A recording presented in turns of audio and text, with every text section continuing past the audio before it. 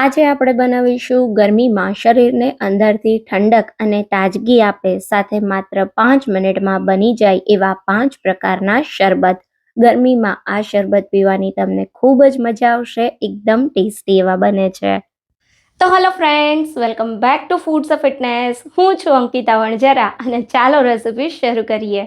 તો હવે પહેલા આપણે બનાવીશું એકદમ નવા સ્વાદમાં નવું ઠંડુ લીંબુ શરબત. તો હવે સૌથી પહેલાં એકદમ નવા સ્વાદમાં નવી ફ્લેવરનું લીંબુ શરબત બનાવવા માટે અહીંયા મેં એક બોલ લીધું છે અને એમાં આપણે 1/4 કપ જેટલી આ રીતે મોટા મોટા ટુકડામાં કાપેલી કાકડી લેશું.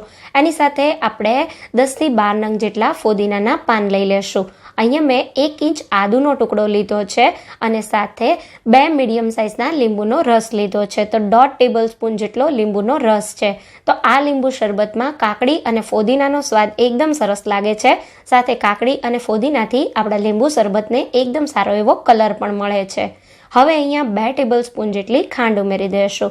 તો ખાંડ તમે તમારા સ્વાદ પ્રમાણે વધારે કે ઓછી કરી શકો છો. અહીંયા તમે ખાંડના બદલે ગોળ પણ લઈ શકો છો. હવે અહીંયા મેં 1 ચપટી જેટલું મીઠું ઉમેર્યું છે અને 1/4 ટીસ્પૂન જેટલો સંચળ પાવડર લીધો છે. હવે આમાં 1 મોટા ગ્લાસ જેટલું આપણે ઠંડુ પાણી ઉમેરીશું. તો હું અત્યારે 2 મોટા ગ્લાસ જેટલું શરબત બનાવું છું, પણ પહેલાં આપણે 1 ગ્લાસ પાણી ઉમેરી અને એકદમ સારી રીતે ક્રશ કરી લેશું. તો તમે મિક્સરમાં પણ બનાવી શકો છો. મિક્સરમાં બનાવશો તો વધુ સારો કલર આવશે.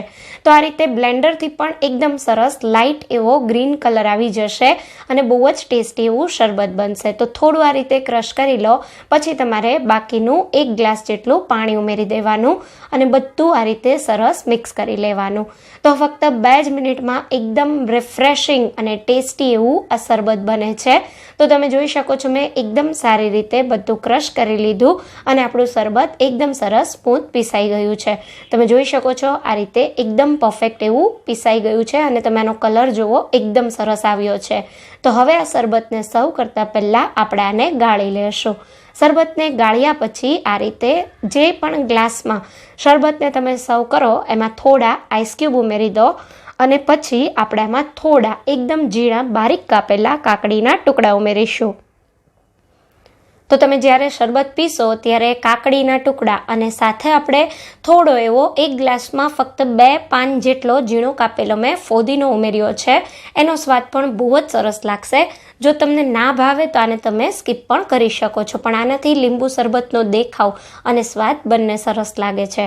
તો આ રીતે આપણે કાકડી, ફોદીનાના પાન અને બરફ ઉમેર્યા પછી આ રીતે લીંબુ શરબતને ગ્લાસમાં કાઢી લેશું. તો તમે જોઈ શકો છો જોતાં જ પીવાનું મન થઈ જાય એવું ઠંડુ રિફ્રેશિંગ લીંબુ શરબત બિલકુલ તૈયાર છે.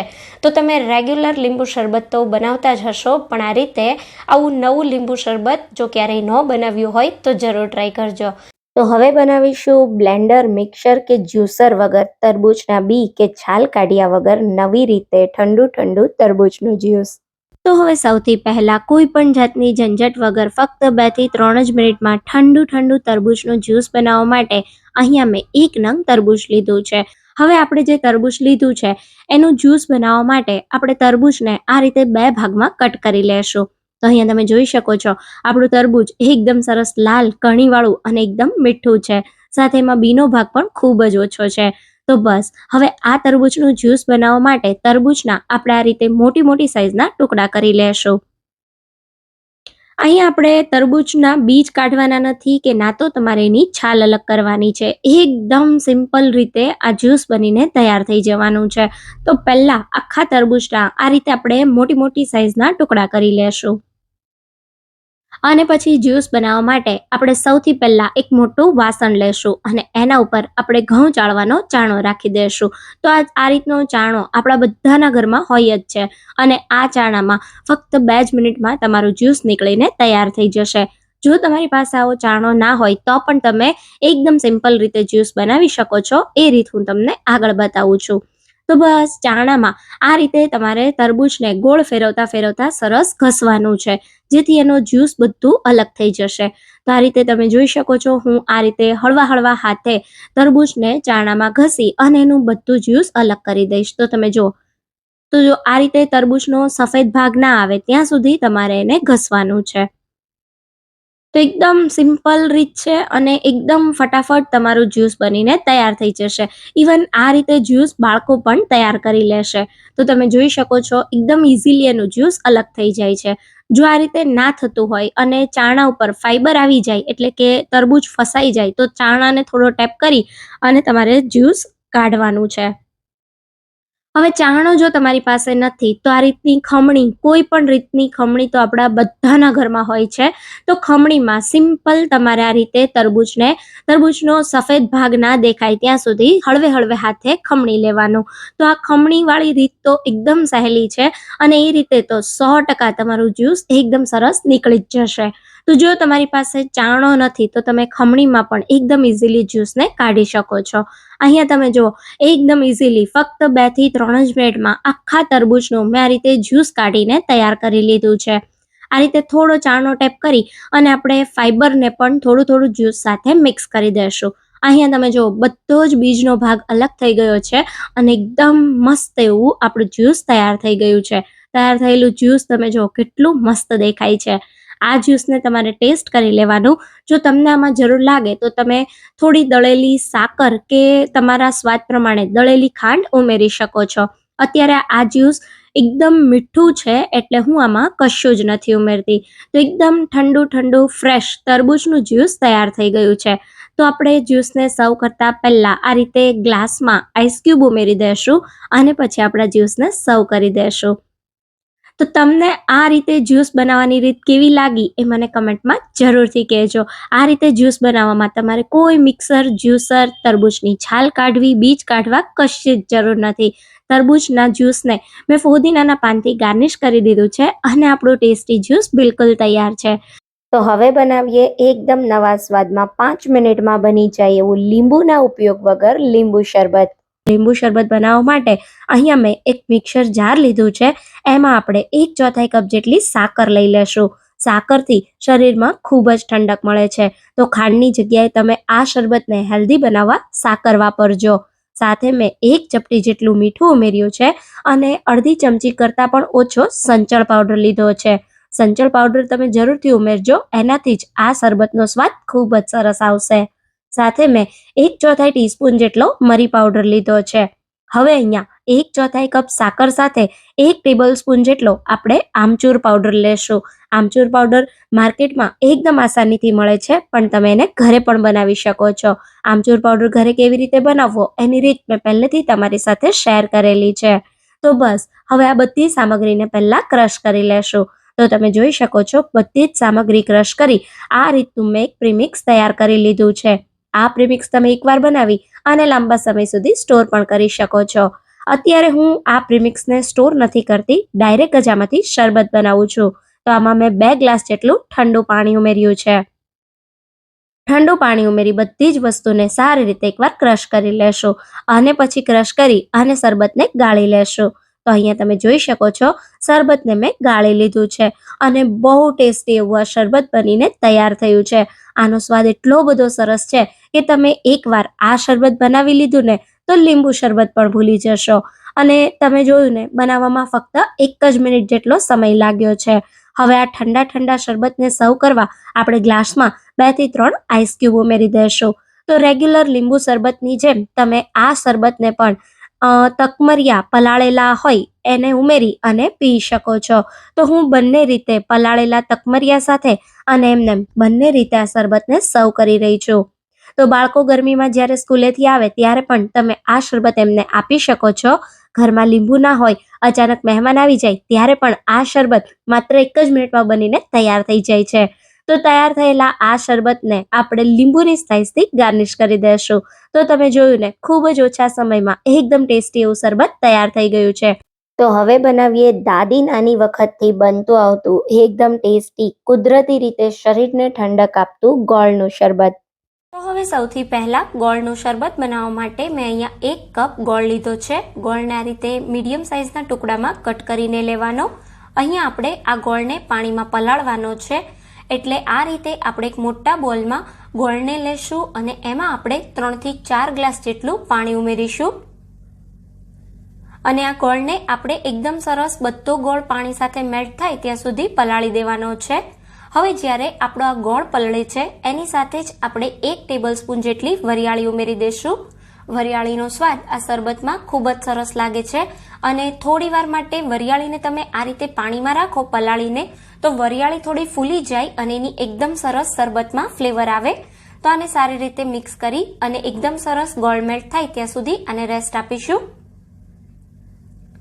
તો અહીંયા લગભગ 10 થી 15 મિનિટમાં ગોળ ખૂબ જ આસાનીથી અને એકદમ સરસ મેલ્ટ થઈ ગયો છે. તમે જોઈ શકો છો બિલકુલ આમાં હવે એક પણ ગોળની કણી નથી. તો હવે આપણે આમાં બાકીના મસાલા ઉમેરીશું. તો અહીંયા મેં 1 નાની ચમચી જેટલું મીઠું લીધું છે. મીઠું તમે તમારા સ્વાદ પ્રમાણે અહીંયા ઉમેરી શકો છો. આપણે અહીંયા થોડું સંચળ પણ ઉમેરવાનું છે એટલે મેં મીઠાની ક્વોન્ટિટી બિલકુલ થોડી રાખી છે. 1/4 ટીસ્પૂન જેટલું સાથે સંચળ ઉમેરીએ. ત્યારબાદ 2 નાની એલચીનો અધકચરો વાટેલો પાવડર ઉમેરીશું. સાથે આપણે આમાં 1/4 ટીસ્પૂન જેટલા મરીનો પાવડર ઉમેરીએ અને હવે અહીંયા આપણે 1/4 ટીસ્પૂન જેટલો સૂંઠનો પાવડર ઉમેરીશું.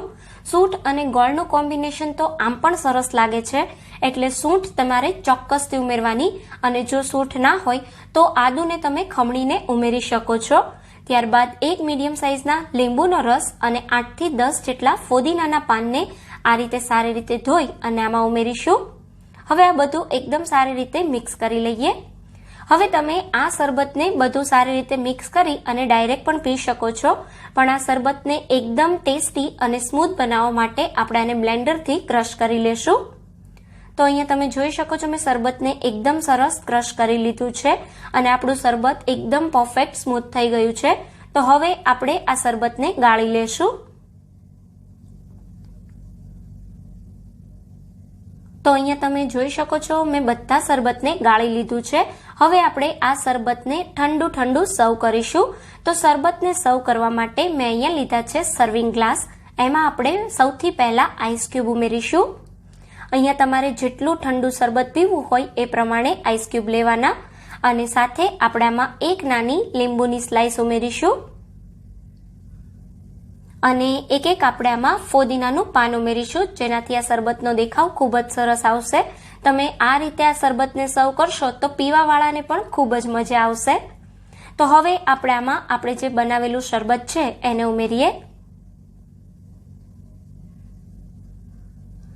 તો અહીંયા તમે જોઈ શકો છો એકદમ સરસ શરબત આપણું જોઈને જ પીવાનું મન થાય એવું પરફેક્ટ બન્યું છે અને ખૂબ જ સરસ આ શરબતનો કલર આવેલો છે.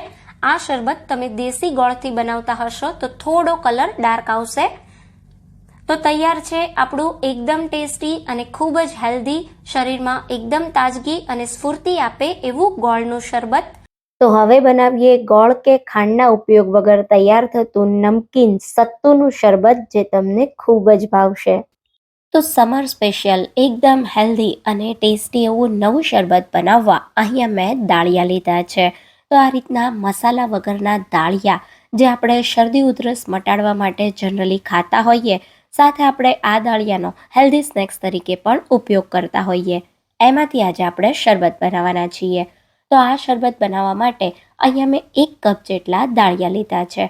દાળિયાના આપણે ફોતરા નથી કાઢવાના, ડાયરેક્ટ જ આ દાળિયાને પાવડર કરવા માટે મિક્સર જારમાં ઉમેરીશું અને એનો એકદમ ઝીણો બારીક પાવડર કરી લેશું. તો અહીંયા ખાસ તમારે દાળિયાનો એકદમ બારીક પાવડર કરવાનો છે, બિલકુલ આ રીતે. આ રીતનો દાળિયાનો પાવડર તમને માર્કેટમાં રેડીમેડ પણ મળતો હોય છે સત્તુના નામેથી, તો તમે એ પણ પરચેસ કરી શકો છો. બાકી આને ઘરે બનાવવો એકદમ સહેલો છે. તમે જોયું ને, ફક્ત 2 જ મિનિટમાં તૈયાર થઈ ગયો. આ દાળિયાનો પાવડર તમે એકવાર બનાવી સ્ટોર પણ કરી શકો છો. તો હવે આ દાળિયાના પાવડરમાંથી શરબત બનાવવા માટે આપણે 1/4 કપ જેટલો દાળિયાનો પાવડર લેશું.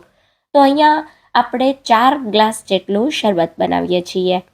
હવે આમાં અડધી ચમચી જેટલો સંચળ પાવડર, અડધી ચમચી જેટલું મીઠું અને અડધી ચમચી જેટલો શેકેલા જીરાનો પાવડર ઉમેરીશું. 1 ઝીણું કાપેલું લીલું મરચું ઉમેરીશું. જો બાળકોને આપવાના હોય તો લીલું મરચું તીખું ના હોય એવું લેવાનું. સાથે 1 ઝીણી કાપેલી ડુંગળી ઉમેરીશું. જો ડુંગળી ના ખાતા હોય તો સ્કીપ કરી શકાય, બાકી ડુંગળીનો ટેસ્ટ આ શરબતમાં એકદમ સરસ લાગશે. 1 મીડિયમ સાઇઝના લીંબુનો રસ ઉમેરી દઈશું અને 1 ટેબલ સ્પૂન જેટલા ઝીણા અને બારીક કાપેલા લીલા ધાણા ઉમેરીએ. હવે આપણે આમાં પહેલાં 1/4 કપ જેટલું પાણી ઉમેરી થોડું મિક્સ કરીએ. પાણી અહીંયા તમારે એકદમ ઠંડુ લેવાનું. તો આપણે જેમ બેસનને મિક્સ કરતા હોઈએ એ રીતે થોડું થોડું કરતાં જઈ પાણી ઉમેરવાનું અને મિક્સ કરતા જવાનું. અહીંયા આપણે 4 ગ્લાસ જેટલું એકદમ ઠંડુ પાણી ઉમેરવાનું છે. આ રીતે પાણી ઉમેરતા ઉમેરતા આપણે એકદમ સારી રીતે આ રીતની ઝેણી કે પછી વિસ્કરથી શરબતને તૈયાર કરીશું. તો તમે જોયું ને, ફક્ત 2 જ મિનિટમાં આપણું શરબત તૈયાર થઈ ગયું. શરીરમાં થતા ગેસ, એસિડિટી અને અપચા જેવી સમસ્યાથી આ શરબત તમને ખૂબ જ દૂર રાખશે. સાથે આખા દિવસ માટે શરીરને એનર્જી પણ આપશે. બાળકો પરીક્ષા આપવા જતા હોય ત્યારે પણ તમે આ ઠંડુ ઠંડુ શરબત એમને બનાવીને આપશો તો એમના શરીરમાં ખૂબ જ એનર્જી રહેશે. તો તૈયાર છે આપણું એકદમ હેલ્ધી અને ટેસ્ટી સત્તુ એટલે કે દાળિયાનું શરબત, જેને એકવાર જરૂરથી ટ્રાય કરવા જેવું છે. એકદમ હેલ્ધી, ટેસ્ટી અને રિફ્રેશિંગ છે. તો મારા કહેવાથી આ શરબતની રેસિપી એકવાર જરૂરથી ટ્રાય કરજો અને તમને આ રેસિપી કેવી લાગી એ મને કમેન્ટમાં જરૂરથી કહેજો. જો તમને મારી રેસિપી ગમી હોય તો રેસિપીને લાઈક કરજો અને વધારેમાં વધારે શેર કરજો. તો ફરી મળીશું એક આવા નવા જ વિડીયો સાથે. ત્યાં સુધી થેન્ક્સ ફોર વોચિંગ.